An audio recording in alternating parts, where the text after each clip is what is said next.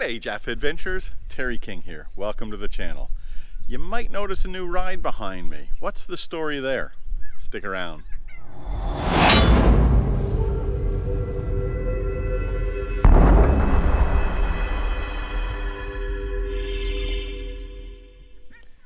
Now, my original intention was to use my FJ45 as a daily ride. However, I was expecting to finish that in about 12 months' time, and it looks like that's probably going to be close to 18 months or 2 years.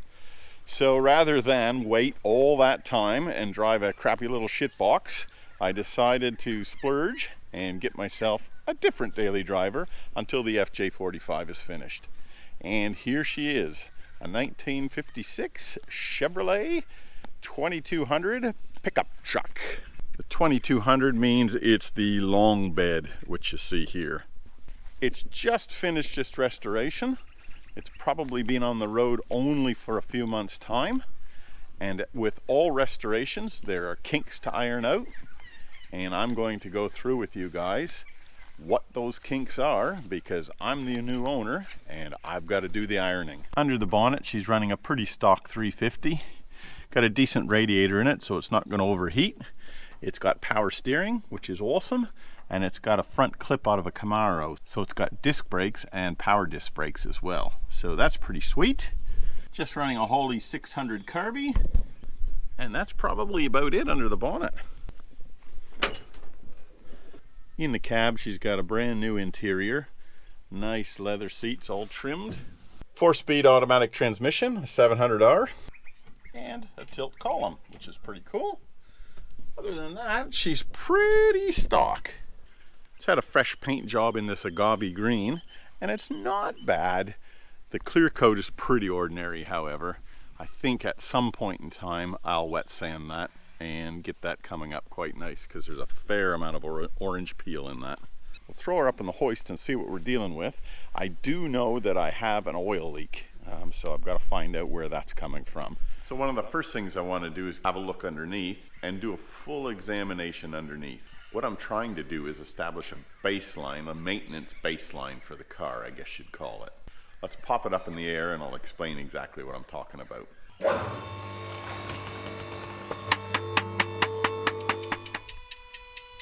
Well, that's not a good start right there. We got a little bit of an oil leak. Actually, I'd say it's quite a decent oil leak. And over here, that looks like some power steering fluid to me. So what have I found on inspection? Well, the first thing, I think the oil leak is coming from that crusty old cork gasket on the sump. So the first thing I'll do is replace that cork gasket with a proper rubber gasket, one of the more modern rubber gaskets, and change the oil out. Power steering looks like it might be leaking from the front of the box. I'll just have to monitor that a little bit more closely and see whether I can find where that is. I'll clean that box up completely, drive it around, and then watch for where I can see a leak, because it's just a little bit too much spread over the place. What else have we got under here on inspection? Well, it's got front disc brakes. In fact, it's got a complete new front clip. And the reason I can tell that is you can see that it's welded here onto the chassis. And I know that that is a Camaro front clip. So I'll pull the tires off and inspect those brakes and make sure that they are all fine. We've got an underfloor brake booster, and the brakes work fantastic in this thing. We've got a brand new 700R transmission, and that works an absolute treat. We got stainless steel brake lines running back to an aluminum drop tank. 2 bungs in here, so I can actually hook up a fuel injection system with a return line, so that's pretty cool. It's got drum brake rear end. Not sure whether this is the original rear end or not. You can have a look inside of these inner guards, and they are in bloody brilliant shape. So this car did not have a lot of damage when they started the restoration. A couple of things that are a little bit of bodgy brothers. There's wiring here which is just zip tied to a, well, I don't know, a bit of a homemade makeshift clamp. I'll replace that kind of crap. This side, the wire's not even sitting inside of that makeshift clamp. Got a big bleep air tank on this thing, and the reason for that is that it's got these freaking massive air horns. That rectangular box there is the handbrake, and an electronic handbrake, which works an absolute treat, so I'm stoked about that. Brand new exhaust system. I was told it was a cab off restoration, and just looking at this, I'd have to agree. That cab has definitely been pulled off. Frame is in excellent condition. Probably the only rust that I found in it is right here with that sort of Bodgy Brothers little fix. But other than that, it's friggin' really good. Even these sill areas here, which tend to rust out, are great. On the other side, same thing, really good nick. I really can't falter too much. It's got some brand new replacement aftermarket parts like this front bib. Got a sway bar system installed with brand new front bushes. When I was driving the car home, I felt the steering was a little sloppy. So I pulled these cotter keys out, and check this out. Some of these suspension bolts were just bloody hand tight. I haven't put a wrench on those or anything. And the way I found it was I just wiggled the tires back and forth, and I could see movement in that joint. So I'm going to pull every single one of these cotter keys out and just run a wrench over everything and make sure that they're down tight. There was no risk of the bolts coming any further loose because there was a cotter key in there, but they certainly weren't tight, and that's probably going to take up a lot of slop out of that steering. I'm going to pull the tire off so that I can get to these spindle bolts here to tighten them up because they're loose. And when I pulled off the beauty ring and the hubcap, I found this. We're missing a wheel stud. So that means I'm going to check the rest of the tires as well, because if we've got one missing here, there's a good chance we might have others missing elsewhere. Now I've got a box of old wheel studs here that I've had for a while, and I'm hopeful that that's going to work. Oh, nice. It's the same style stud and everything. Sweet! Now I'm not sure whether you can hear that clunking. It's not bad, but that wheel bearing could be nipped up. Got the wheel off, got the dust cap off, brand new disc brakes, just like the seller had said, and brand new brake pads as well, which is awesome. You can see that that bearing has been packed very, very recently. It's got a brand new cotter pin in it. So I'm just going to take that down probably another quarter turn. As I said, it's pretty good, and it's probably just loosened up because it's got brand new bearings in it, I suspect. And you know how it takes a little bit for those bearings to seat when they're brand new. Look at this inner guard while I'm here. Bloody awesome. Nice.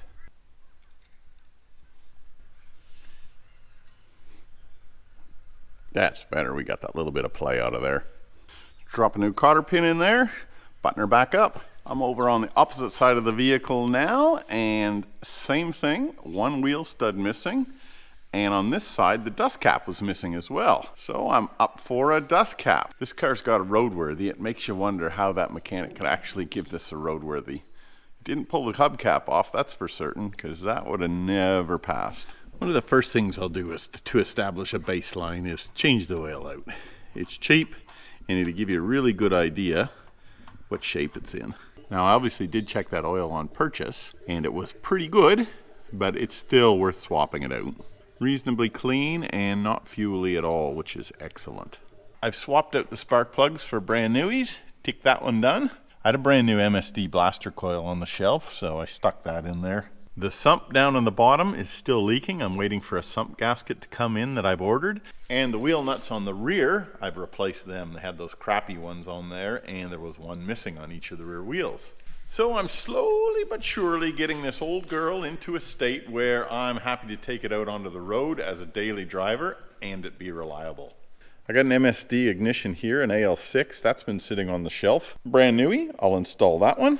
Here I got a Mongoose security system. I'll install that. And this is probably the most exciting little bit. I've had this sitting on the shelf for a year or so now, brand new, an MSD fuel injection. It's one of those fuel injection systems that just basically replaces the carby. So let's start bolting some of those parts on, shall we? The AL6, I think, will be the first one. And I got a nice blank spot here on the firewall that says, I want an AL6 mounted to me. That's where I'll mount that little sucker, right there. There we go. That looks pretty lined up. Pop these nuts on the back side, and then I can start locating the bottom holes. Okay, now we can locate the bottom ones.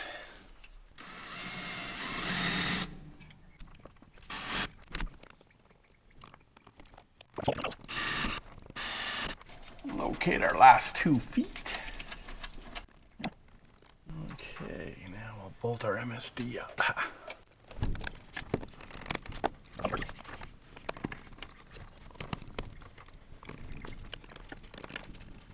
Here we have it, mounted in place.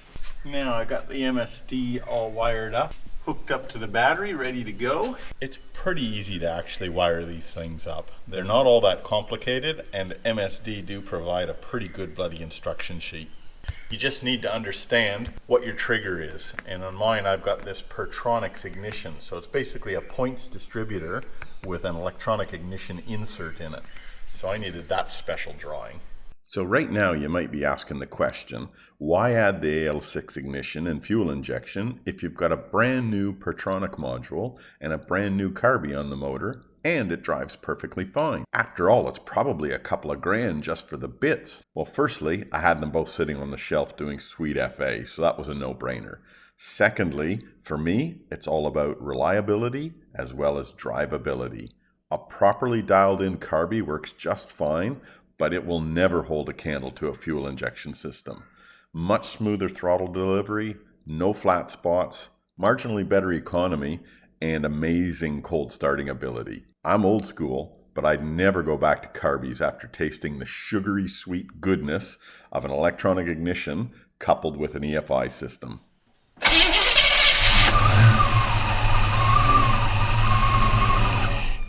Oh yeah, and don't do what I did here and leave shit on the engine before you hit the key.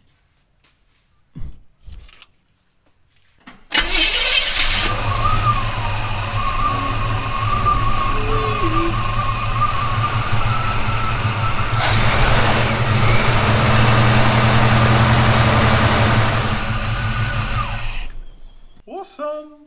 So as typical with a lot of small block Chevs, I've got leaking rocker covers at the back.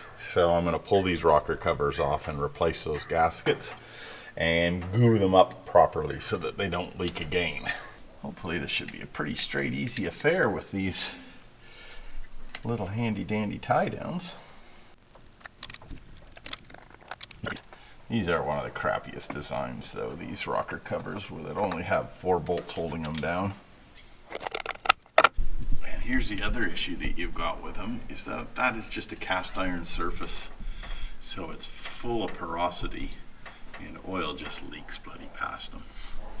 Now here's something that I would never usually do. I've cleaned this gasket up and it is in really good nick. And the reason I like these types of gaskets is that they've got these little metal inserts there. And the beauty of that is you can't over tighten them. You can only tighten as much as that metal insert. As opposed to these replacement cork gaskets I've got, where if you over tighten them, it just pushes the cork gasket out and then your bloody rocker covers leak again. So given the fact that this is in that good a nick, I'm actually going to reuse that, but I am going to snot it up so it gives its best chance of not leaking. If that doesn't work, then I'll resort to the old cork ones, but I think I can probably get these ones to work and I think I'd have a better success rate at it. Here's another thing that isn't going to help sealing of these bloody rocker covers. These little cast spots here, they actually sit proud of the mating surface and they're all around. So I'm going to take a grinder and I'm going to try and grind those flush. And of course the other thing that I got fighting against me is somebody's left old gasket material there too. So that's not going to help for leakages as well. So a few things to fix up. Poor design, poor installation.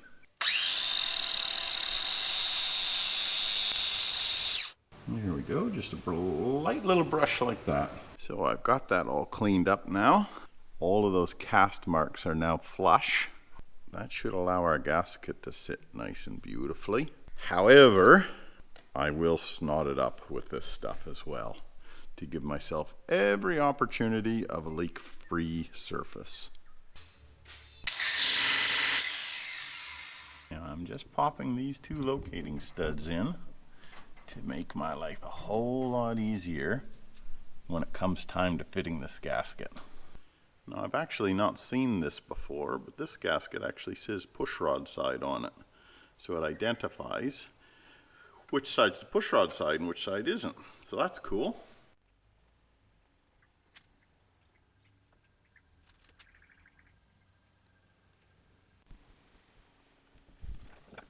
Just like that. That'll hold that gasket in place while I snot up the other side of the valve cover. Now when I snot this up, I'll pay particular attention to these areas where I ground those castings off.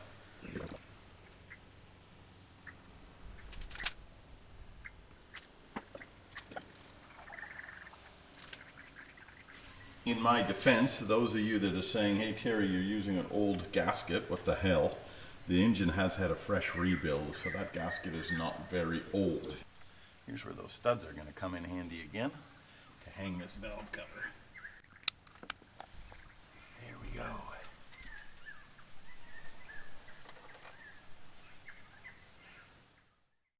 Here's our new replacement dust cap.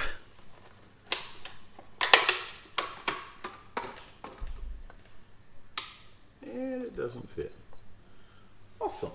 So I bought a 50.2 millimeter dust cover, and apparently these are a 2.1875 inch dust cover, which works out to about 55 millimeters. So back to Ypres I go. Now, one thing that this truck did not come with are mirrors, side mirrors.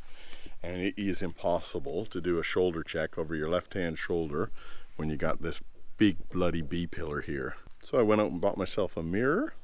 That's the stock, and it goes approximately there. I pulled the inside door card off, and inside that door card I can see where they've migged up those holes. So what I'm going to do is drill them out from this side, then I will put the bolts through and a nut on the back side, because those nuts, the threads on those nuts have been drilled out as well. Now I've drilled them out from the back side. Now I'll just open them up from the front side.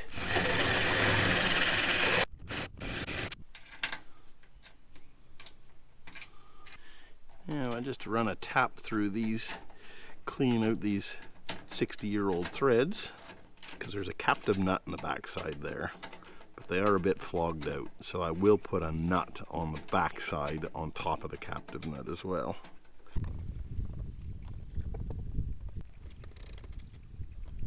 Excellent. Yeah, it looks pretty bloody good. I know why people shave them off, because they want that sort of sleek look on the truck. But when health and safety comes into it and you're going to kill somebody by doing a left-hand turn, give me a mirror any day. Pop this panel back on. Boy, they're a simple old thing.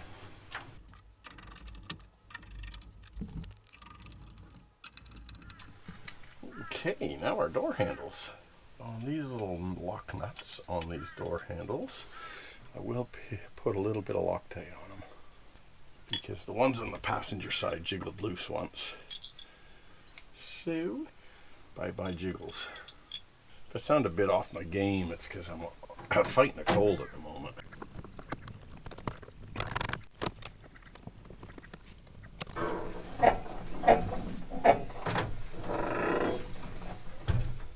Beautiful.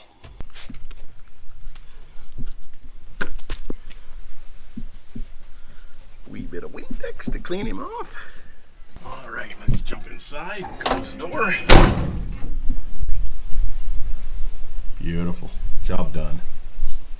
Now I'm still trying to establish a baseline with all the fluids in the car, so I'm going to drop that diff fluid and replace it. It could be brand new. It might be 100 years old. I wouldn't know. And your seller may be able to explain when it was last replaced, but without doing it myself, I'm not 100% sure, and I'm not prepared to take that chance. So let's pull those 10 bolts off the back of that cover and drain some diff fluid. Filler plug out first, because if you don't get that one loose and you pull the back cover off, you can't fill it up.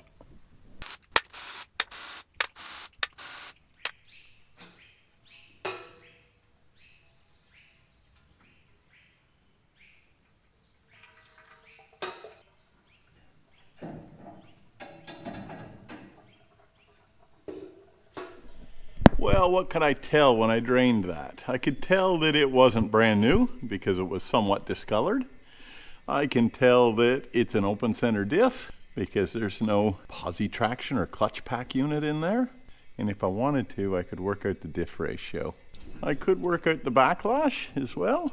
And I've done enough diffs to know that that's probably got more backlash than it should have. But that's all right. I'm not going to do anything about that. It's just a daily driver. I'm not bloody hard on a throttle or anything like that. It just sort of idles along. Ring gear's in good shape. No teeth missing there. And the wear pattern looks all right on it. So yeah, let me clean up that face and whack a new gasket on it and put the backing plate back on. Got my diff backing plate all cleaned up.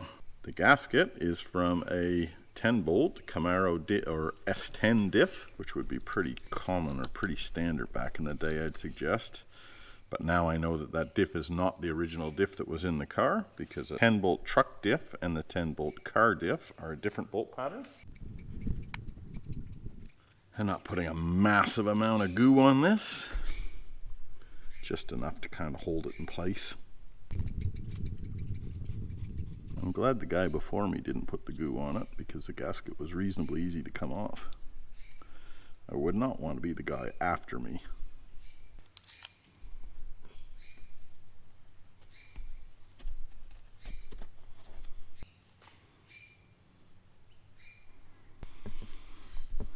Right, that's one side all in place. I'd much rather goo this up on the bench top than on the car, so that's the reason that I'm doing it here on both sides of the gasket.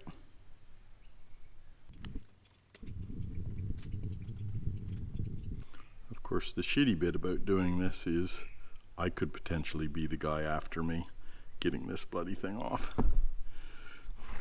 But she ain't gonna leak. Of that I'm certain.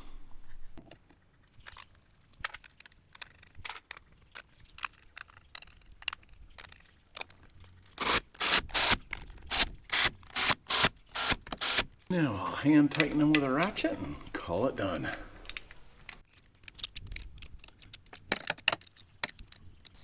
That's it, torculated. Sitting here, I've got an atomic EFI kit. I've hooked up my return line, which is going to go here up under the firewall.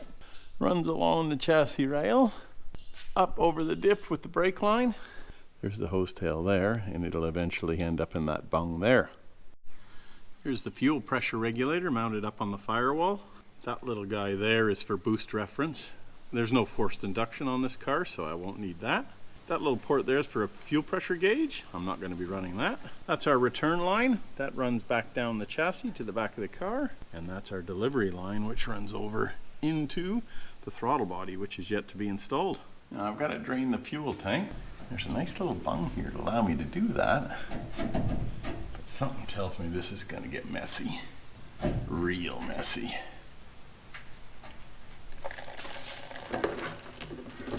Now I've got the steel step ladder sitting in the pool for the electricians to stand on to change the light bulb.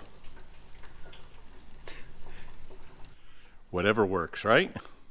Now I've got the atomic EFI brain screwed down in place onto the firewall. The wiring harness is just laying here. And next I'll pull that carby off and replace it with the throttle body.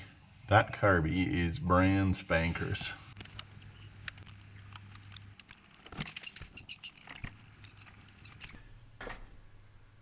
Off comes the carby.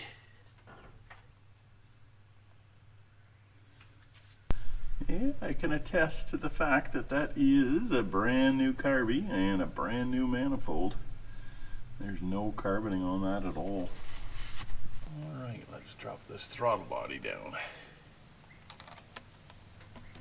Brand new gasket.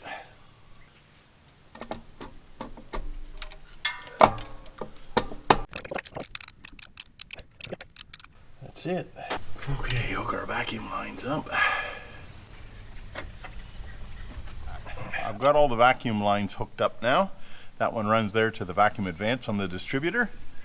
This one here runs to the PCV valve out of the rocker cover, and there's a third one that runs down the back to the master cylinder, the brake master cylinder.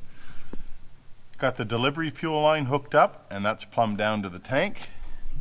Got the return fuel line hooked up. That's plumbed up into the fuel regulator, and then from there a line runs down the chassis to the tank, so return line there. Throttle linkages are all hooked up. That one goes to the throttle pedal. That one there goes to the kickdown lever on the automatic transmission. The brains for the atomic are mounted up on the firewall. That little handheld unit there is used for programming. I've got to do all of my wiring, which is in this loom here. And there's one other small loom here that needs to be hooked up as well. Pretty simple hookup though. That's the main loom from the EFI system there, which hooks into the brains. You've got a coolant temperature sensor wire here. So getting pretty close now to fire up time. Just gotta wire him up. I've also put a blank off plate where the old fuel pump used to go. Obviously, you don't use a mechanical fuel pump anymore. I've got the electric one, which is mounted on the chassis rail. I'm gonna put some fuel in her.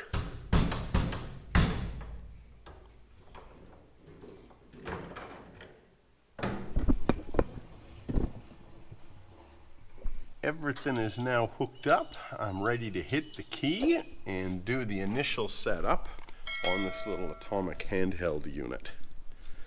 Now it says don't start it, just turn the key to the on position. Initial setup. Engine displacement. Oh, look at that. Pretty close to a 350. 350. Number of cylinders. Ooh, these are tricky questions. 8. Beautiful. Camshaft type. Mild, street stock, or performance. It is a street stock. Fuel pump type. PMW with reg is what I want. It's the one. Air pump equipped. That will be no. Idle RPM target. 700. Let me go 800. Rev limit. That will be, yeah, 7,000. Well, that's pretty high. I've got a rev limiter on the MSD on the AL6 at 6,000, so I'll set this one a little bit above that as a safety in case that one dies. Timing control enabled. No, we want disabled. And that is it. So you wouldn't read about this.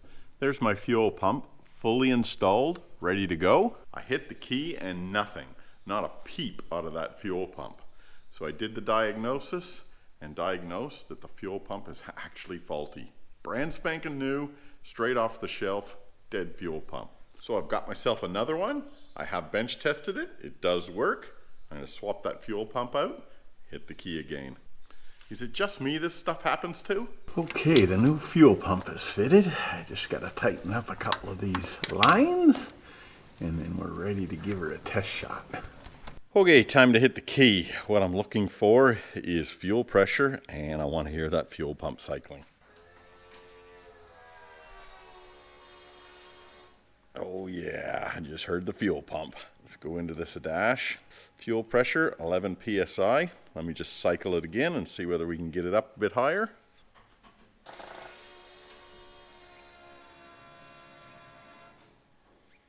There we go. That's what I like to see. All right, it's key time.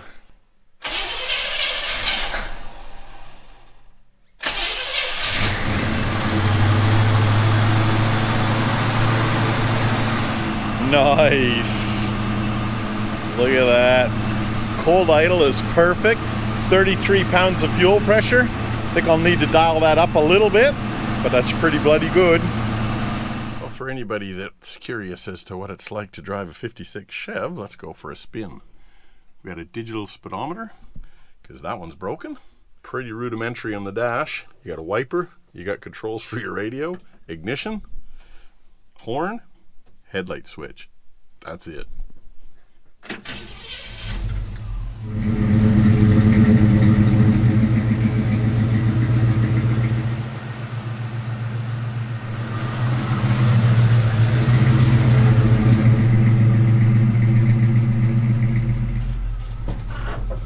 Does have power steering and power brakes.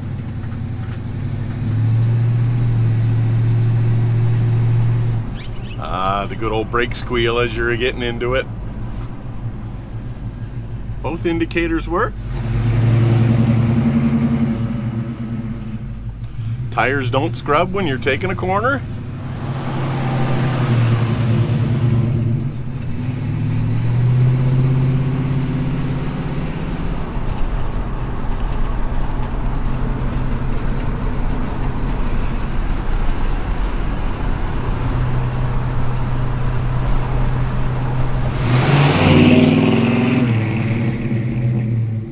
So what's the moral of the story here?